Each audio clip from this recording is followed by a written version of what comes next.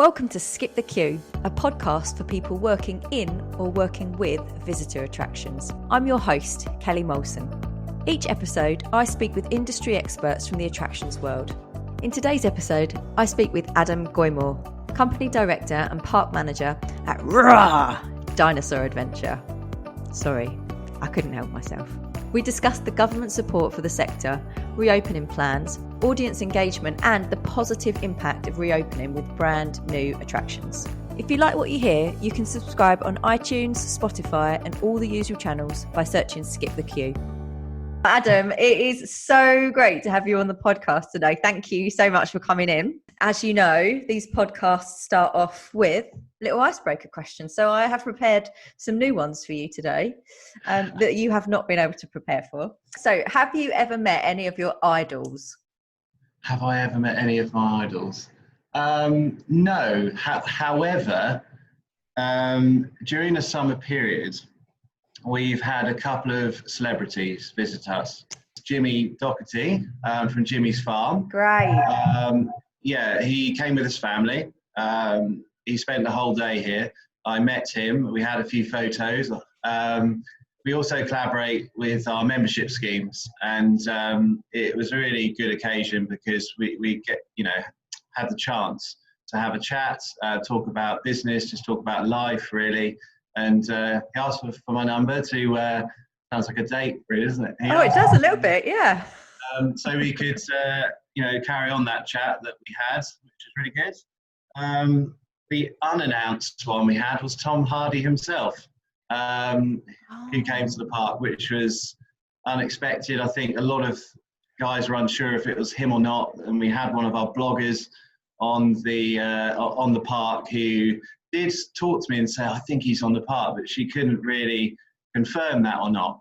But lo and behold, until he was then leaving, did we only then know that he was on the park. But thankfully, the blogger had some pictures taken of him and we could just reshare that. So, oh, brilliant.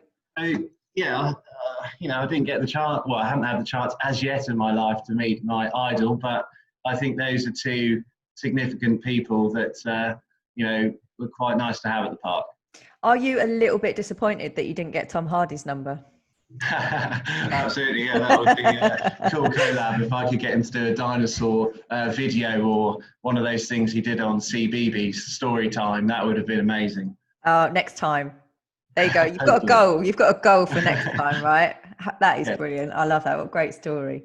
Okay, this is, I don't know that we're going to be able to beat those answers, but what is your favourite meal to cook and why?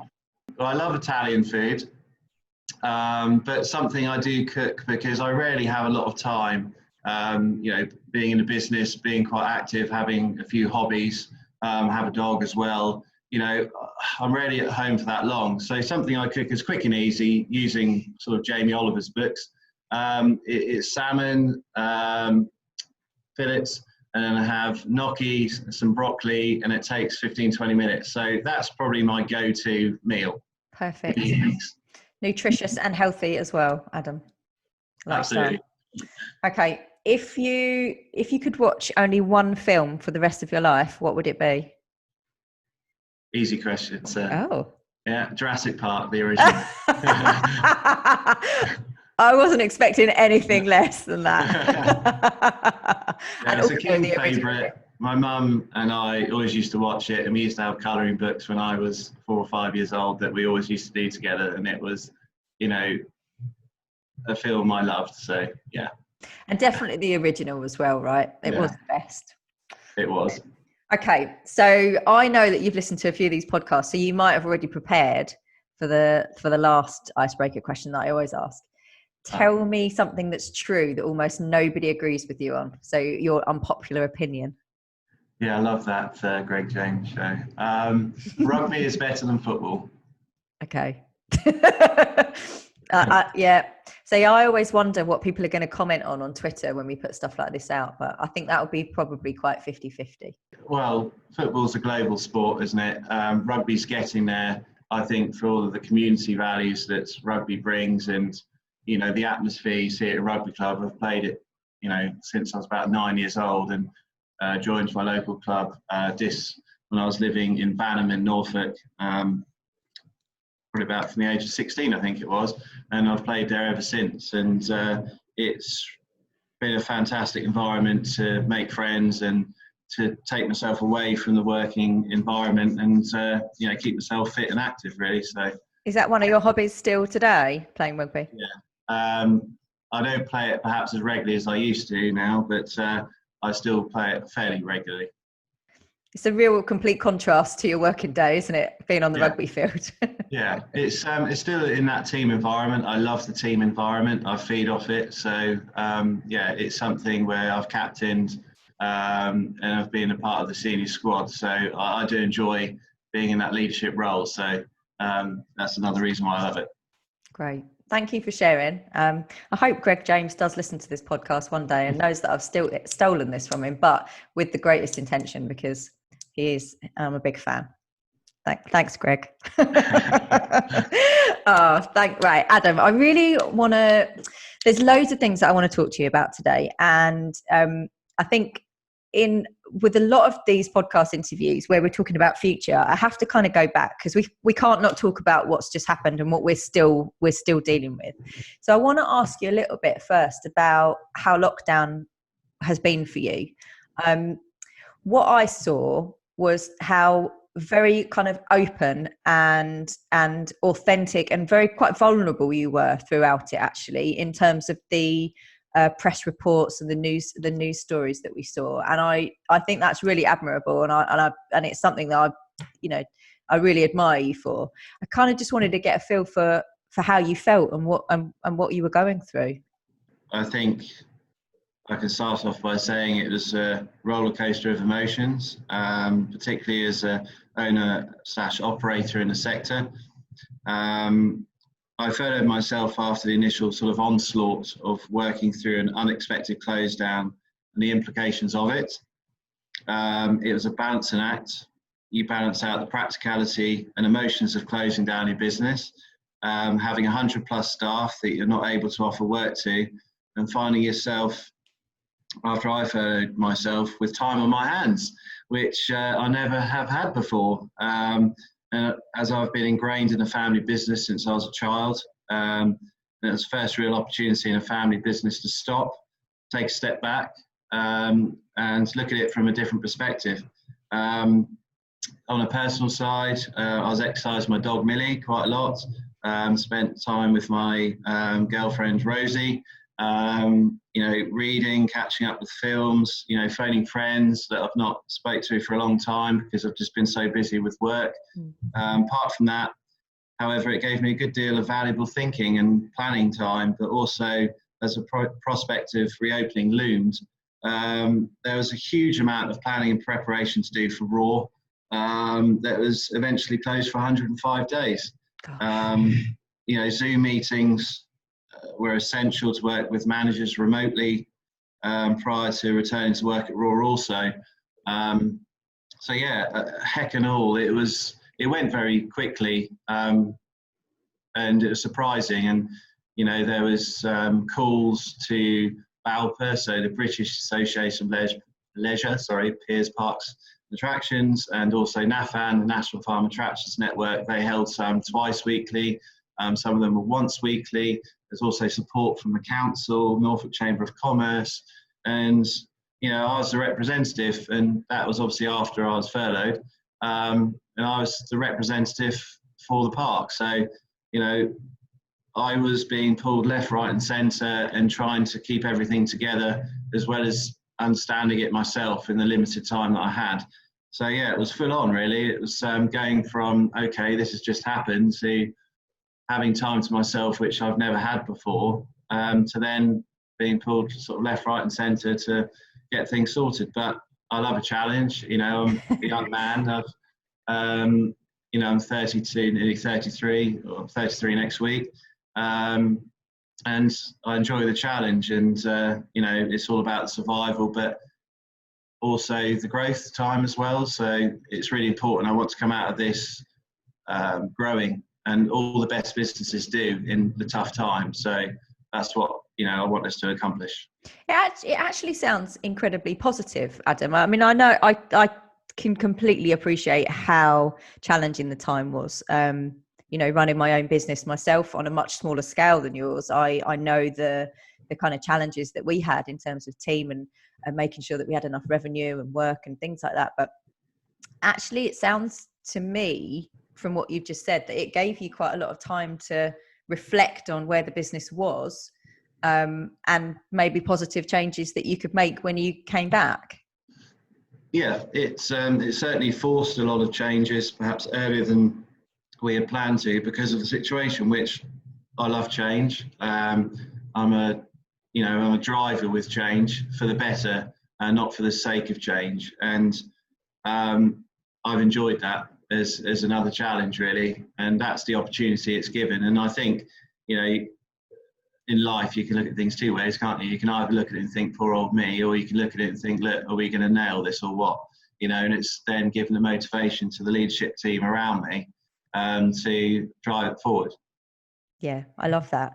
That really came across in some of the things that you were doing whilst you were locked down as well. Because one of the things that I noticed was how brilliantly you were engaging with your audience, even if your audience couldn't come to the venue. You did a lot of things like there's a brilliant activity pack that you put together, which was, for kids, obviously, but I downloaded it. And look at the backgrounds that you've got. Your marketing team kind of went into overdrive a little bit, and it was really super positive. What was the response like from your customers during that time? Yeah, well, firstly, with the marketing team, we didn't furlough them because they're our sales team, they're our communication team externally, and it's a backward step if you furlough those guys. And they have really done a fantastic job. Really proud of them for what they've done. But yeah, with the audience in their own homes, what was the response like from the customers? We knew we had to keep connected with our customers, and we had to look to engage with them in their homes. So we brought the Roarr experience to them. We created a number of free downloads, as you spoke about, from our colouring in dinosaurs and making face masks through to full-on activity book, and even a live dinosaur tour of the park. The response to the activity has been fantastic.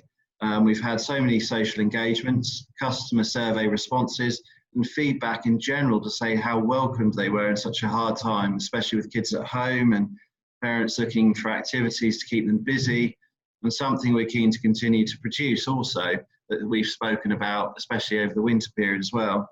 We also partnered with the local press to provide creative competitions over a 4-week period where kids and adults could both get creative and also win a free family pass to the park. We had some great entries, and it's been a really successful strategy for us during the pandemic to keep the brand alive, but also to engage with our audience and ensure we're the first place they wanted to visit once we were back open. And our visitor numbers have reflected that. We plan on keeping this going as part of our marketing strategy, ensuring we're giving added value and also ensuring our customers are engaging with us even when they're not on the park.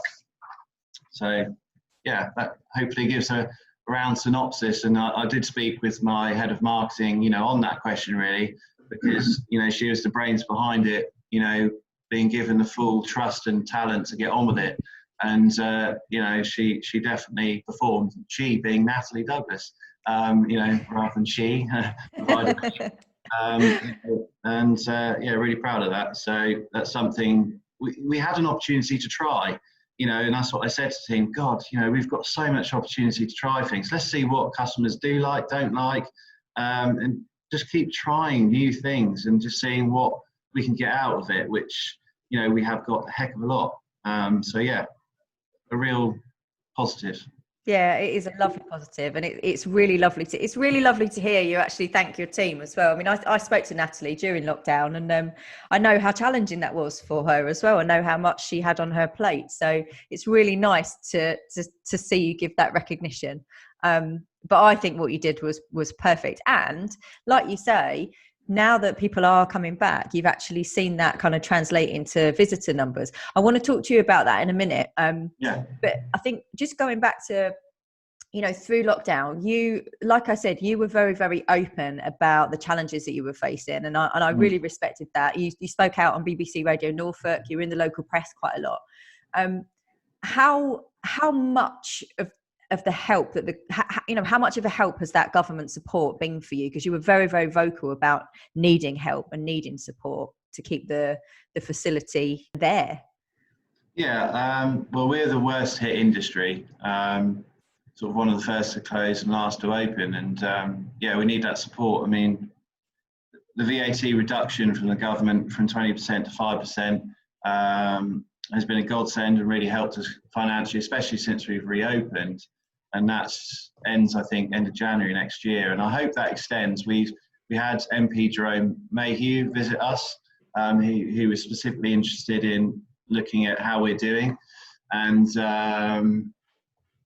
he was the original founder of Go Ape, but also owns 3 trampoline parks. And so we had a good chat. And I said to him, look, these are the things that we need, but also explaining about what government support we had managed to achieve, because quite a lot of them we were over the threshold, so that was difficult.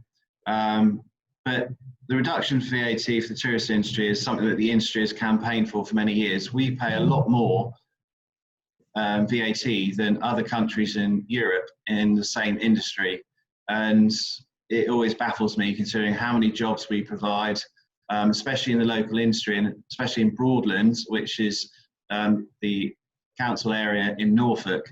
And being Norfolk's largest visitor attraction, the council is certainly on board with doing what they can to help us, and have been great through this period. So yeah, all the level of support they provided and devised with the rate support has been most useful and welcomed. Fortunately, the banks have not been as supportive as they could have been, despite all the government's best laid plans. We lost £1 million worth of income, which is obviously significant to hit our business. We had utilised the government's furloughing scheme. We have some concerns about the furloughing scheme stopping at the end of October and the impacts that will have on the hospitality, leisure and tourism sector. So we hope that can continue. And I know there's been stuff in the news about it, but let's hope that they listen and that they do support us, because I think the demand, especially in Norfolk, has been incredible. I had a rare weekend off last weekend, and I spent time at another visitor attraction with my girlfriend Rosie and her friends, and you could just see the demand is there. And we also have a holiday park. It's called Applewood Countryside Holiday Park. It's in Banham behind the zoo, which my sister runs, and the demand has been exceptional, but obviously we've had to manage that as well. So that's the support we've had. Has it been good enough? I think it's as good as it can be. I'm not going to criticise the government. It's been an unprecedented time. They've done everything they can. I think we can always moan, but what does it achieve? Not a lot. You either need to take what you can and campaign and fight for it, or you can moan. So we decided to say, look, this is what we've been handed, and we now need to look at it and resolve it. So yeah, I think it's been there or thereabouts. I just think a little bit more support from the bank would be helpful, however. But we're looking at that at the moment with some help. So that will hopefully pull us through to ensure that our longer term plans are not affected by sales of other things. So yeah, interesting future ahead. Well, yes, it still is an interesting time, isn't it? And I guess it doesn't stop when the parks open. That's what we need to look at. So let's talk about reopening, because I guess it was a really difficult place to even start to think about, because you've got so many variables to think about. The demand has been there, but I guess at the time you're questioning whether it will be, whether people want to come back or not. You've got challenges, operational challenges, in terms of how many of your staff can you bring back, and how many staff will you need? How did you even start to put those plans in place? Well, initially I was going, oh my God. It's just absorbing information from all the different avenues you've got available to you, and just listening and just watching, reading, taking everything on board. Thankfully, I'm a really good or big communicator, with people like in the industry. So I knew where the help was. I sought that help. I attended Zoom meetings even at 7 and 8 o'clock on a Friday night, every Friday night. throughout the whole lockdown period. Speaking to the council, speaking to other owner operators, and listening to the guidance from the government and just listening to them. But the government, as we know, that they did what they could, and we didn't get the details until very last minute. And they're telling you can reopen, but then give you the guidance like 5 days before or 4 days before, and you've got to turn that around and try and anticipate, try and preempt what they're going to provide you. So the best way to look at it was also listening to other operators in other countries. So, for example, Efteling in Holland, Europa Park in Germany, big family-run businesses. They're just sitting behind Disneyland Paris as the biggest theme parks in Europe. I've got friends in the industry all over the UK. So speaking to them about specifics, in some of our attractions where we have a common denominator in terms of similar attractions. So speaking to them. We did, however, still have our animal keepers at the Secret Animal Garden at the park, which is one of our attractions, work throughout, as did a couple of our parks and garden staff. So it wasn't like a jungle when we got back, because we quite like to have really nice, prim and proper parks and gardens, as it is a massive task not only return to the park to its normal high standard of presentation, but also to then really, with the whole situation, to understand and implement all the additional COVID-19 protection requirements. So first goal was to COVID-19 train our various managers, understand what we're up against, look at how many visitors we think we could get in the park before the guidance came out, and look at how many staff can we actually operate with to be profitable on lesser visitors, but also supplying that excellent service as best we can.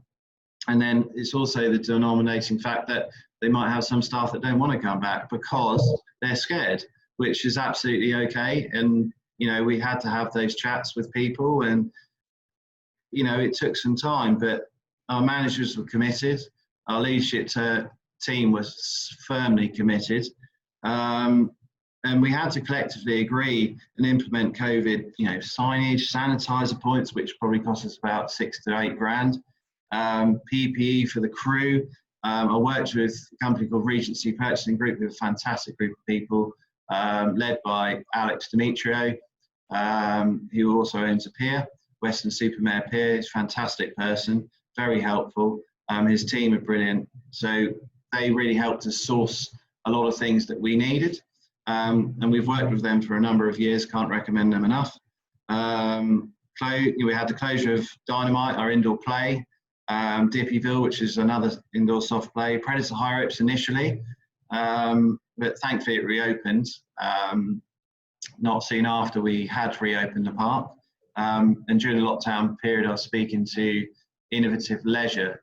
So Phil Pickersgill was the MD for the UK side of that business, and I was speaking to him on and off about how's that going to work, how are we going to do it, what information have you got? And he collaborated with all the other high ropes manufacturers, suppliers.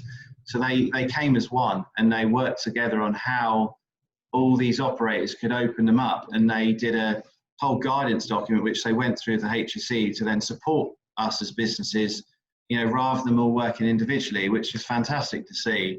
And, to get hold of that early on gave us a fighting chance.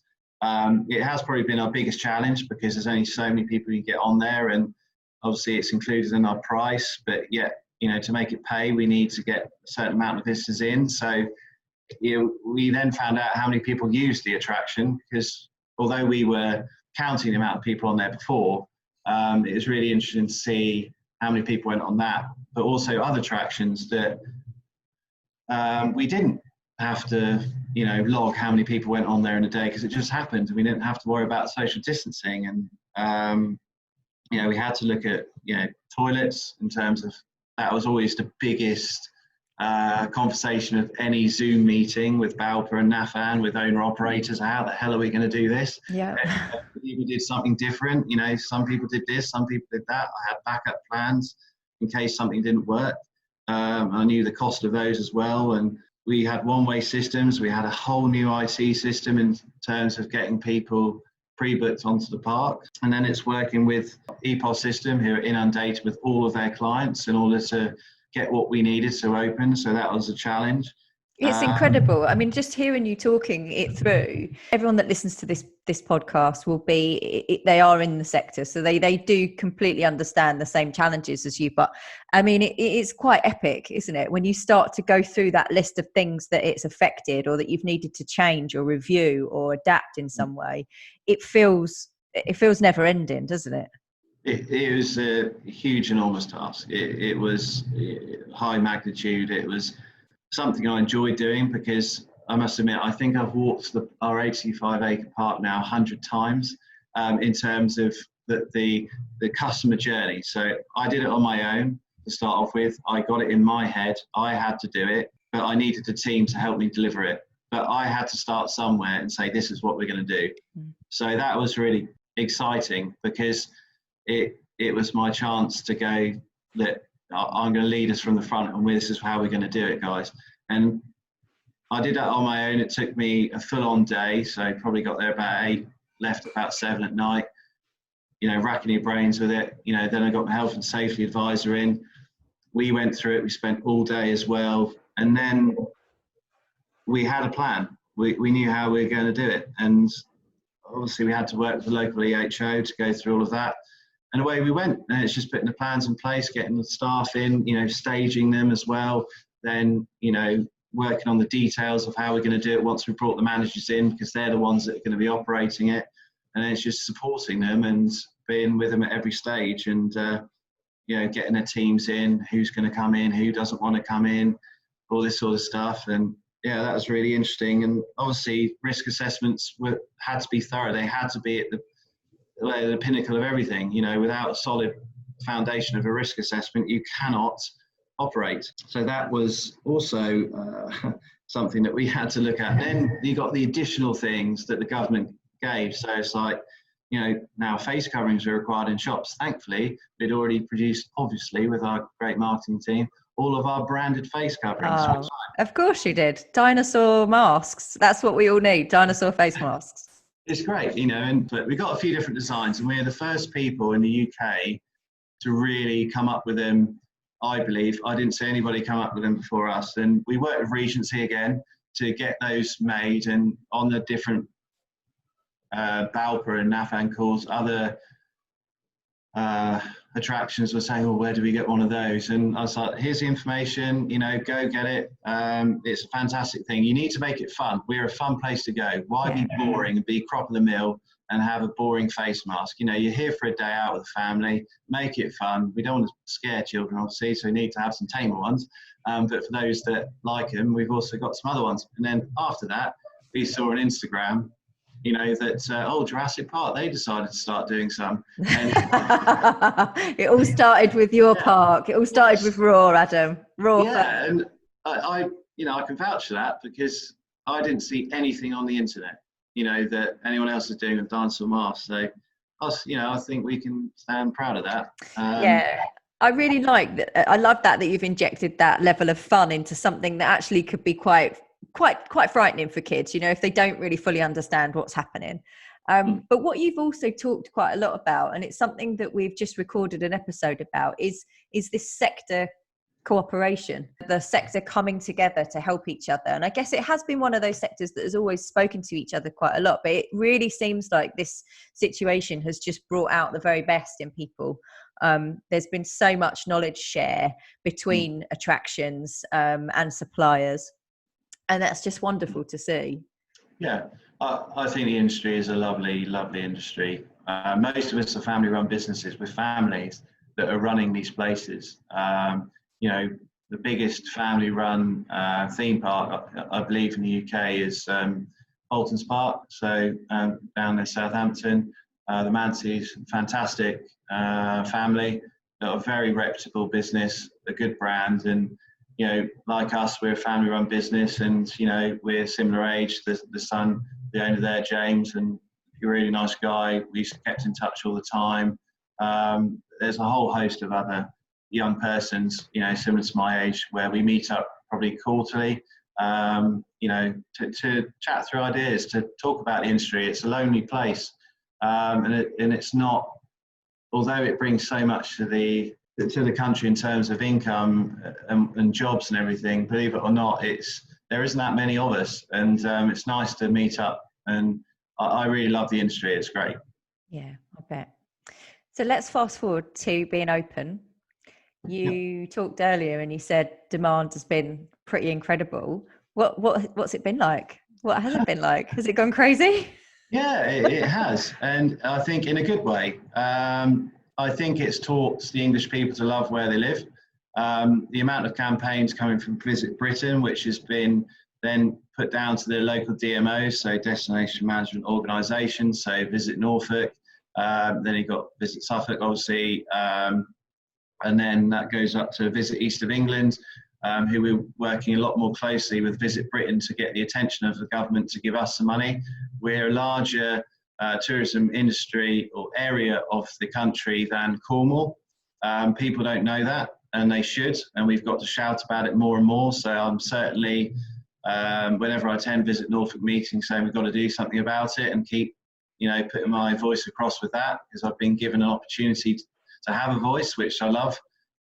So, they're, again, a great bunch of people, with that. But, so yeah, what's it been like since we opened? Non-stop. Non-stop. It's continued to be a roller coaster, lots of learnings. It's been busy, it's been exciting. We've managed, fortunately, a bit after reopening initially, officially opened 2 new attractions. Yeah.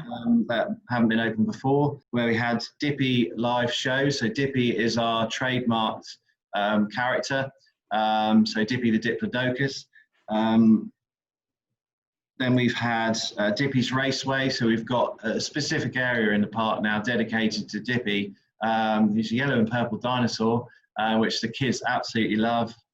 Great merchandise, great brand Bible based around him. And we managed to open those up. We already had some money spent on it, so it's just about putting it together. So thankfully it wasn't a huge cost, but it allowed the same amount of attractions to be open where we had to close some indoor areas. So that was a real plus, a real positive, something that we were very proud to be able to do in these really hard times. And it gave something for our guests to talk about and to think, oh yeah, that's new, we got to go there. No, that's a really interesting point, actually, isn't it? Because like you say, you're opening up and you are competing with everybody else that's opening up. To be able to open with something that new that nobody's been able to see before, that is really positive and really exciting, and obviously going to be a crowd draw for you. Yeah, and Dippy's Raceway, side of Dippy's Splash Zone, which is a fantastic attraction. That's been our most popular attraction, which tells us we are putting in the right things. We're listening to our guests. We know what they like, and for them to enjoy that, and to, which clearly shows by the daily figures we get, knowing how many people are using those attractions. That's been a real nice plus, really, to see that materialise and come to the fore, really.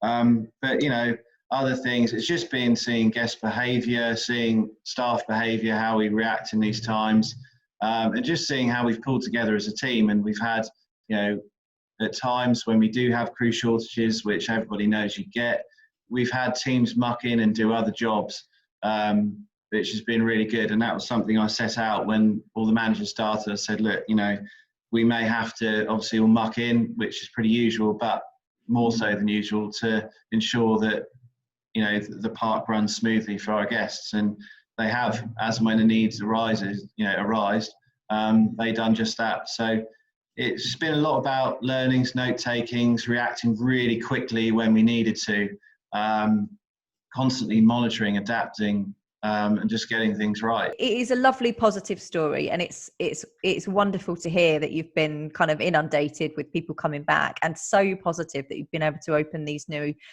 rides and these new areas. What does the next kind of 6 months hold for you? You have Primeval, don't you, which is obviously big around Halloween time. What does the next kind of few months look for you in the run up to Christmas? Yeah, well, Number one, that'll be the reopening of our award-winning and Norfolk's largest indoor play area, Dynamite. Today we had our annual roster inspection, so we know where we're up to with that and can make all the necessary repairs. We've got a cleaning company coming in next week to give it a full-blown clean. And then we've got all the signage that's been rewrapped today, using all of our trademark characters to make it really fun and immersive, because we've got to have one-way systems, good ventilation, lower capacity numbers. So that's been a whole different ball game setting all that up. What else have we been doing? So whilst we continue to enjoy some plans, we've had to sort out September tickets, October tickets, Halloween during the day, Halloween during the night, which has been a big topic of conversation as of late. Look at Christmas, where we've got our plans, but we haven't completed them yet. Primeval is something we've had to completely change how we do it. So we've got a dedicated team in-house that look after it. We've been chatting with the other big Halloween operators in the UK. So Tully's Farm, Stuart Beer, has the biggest Halloween attraction in the UK. So we've been chatting with him. Doug Douglas from Avon Valley near Bath, Tom Piercy from York Maze, and a couple of others where you got Ivor and Tom Robinson. And we've just been going through the plans, what can we expect, what ideas have we got. There's also the Scarecon group with Michael Bolton. It's going to be in bubbles, obviously a lot lower capacity, walk around the attractions. We're going to have to eliminate some of the things where, obviously it's not possible to have those during these times. We're also creating some fun stuff around it. So that's going to be called Route 666, which has got some fantastic graphics, which we've done internally. We'll release tickets. We'll just have to see what happens and just see what comes up. If we have to close it, we have to close it. We know what the cost is going to be if we decide to go ahead with it, and then we have to close it before we even start. We're prepared to make that risk, but it's a small risk in terms of what we could make if it does go ahead. So, that's what we've got going on at the minute. But obviously next year, I've certainly got a lot of plans for what I want to do for the future, and we've got a long-term plan which I've been doing in the meantime, which is the future of the business and to make it what I want it to be. So we're working on that as well. So yeah, they're the main things at the moment. Good. It sounds super positive. I'm really pleased that you've been so busy. I genuinely have been really impressed with the openness of how you shared, what you were going through during lockdown. But also, it's just lovely to see how positive the reaction has been from your customers coming back. So thank you for being really open on today's podcast and sharing all that with us. I always like to end the podcast by asking about a book that you would recommend. So a book that has helped shape your career in some way, or one that you would recommend to us all. Well, as I said earlier, lockdown gave me the opportunity to indulge in some reading, which I've not always had the opportunity to do or as much as I would like. There's been a couple of books really that have made a real impression on me. And Simon Sinek, I love listening to him and reading his books. You got the original books like Why, and then there's Leaders Eat Last. And I'll probably say Leaders Eat Last, to be honest. It talks all about leadership excellence. And I've got, notes here right in front of me, which I make as I read the book because my memory is awful. So I have to write down notes and just refer back to it. And I've got a huge green board behind me on my office wall, which is basically my brain. And I just put it on there. And it talks a lot about leadership excellence, values, talks about the value of empathy, a whole host of other things, the willingness to listen to your team. And it's now really utilising everything that I've learned from that book and sharing it with my management team, because they're a young bunch, they're dedicated, enthusiastic, and I certainly want to invest in them. And as the leader, I want to inspire them to do more, learn more, and become more. And we've got a real opportunity here. So it's just working with them, with my head of HR, who's fantastic, who helps me when I struggle to get my words out of my head when we've got so much going on. And it's working with them really, and just utilising whatever I've learned from that. It's a great book, great recommendation. I love that you've kind of turned that around and you want to empower your staff and your team to be able to use that as well. Well, look, if you would like to win a copy of that book, then if you head over to our Twitter account, which is skip_the_Q, and you retweet this episode announcement with the comment, "I want Adam's book," then you could be in with a chance of winning it.